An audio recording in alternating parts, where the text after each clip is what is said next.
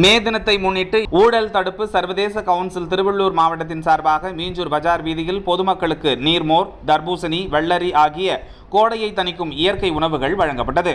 இதனை மீஞ்சூர் காவல் ஆய்வாளர் திரு வேல்முருகன் மற்றும் துணை காவல் ஆய்வாளர் திரு ரஞ்சித்குமார் ஆகியோர் துவங்கி வைத்தனர்.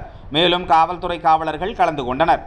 இதில் இயக்கத்தின் மாநில சட்ட ஆலோசகர் திரு சுப்பிரமணியம் அவர்கள் சிறப்புரையாற்றினார். உழைப்பவர்களுக்கெல்லாம் உயர்வார்கள் என்பதற்காக இந்த உழைப்பாளர் தினத்திலே இந்த விழாவை கொண்டாடுவதில் நாம் பெருமை அடைகின்றோம். உழைப்பாளர் தினம் வாழ்க, உழைப்பவர்கள் எல்லாம் உயர வேண்டும். மாவட்ட பொதுச் செயலாளர் திரு முருகானந்தம் நன்றி உரையாற்றினார்.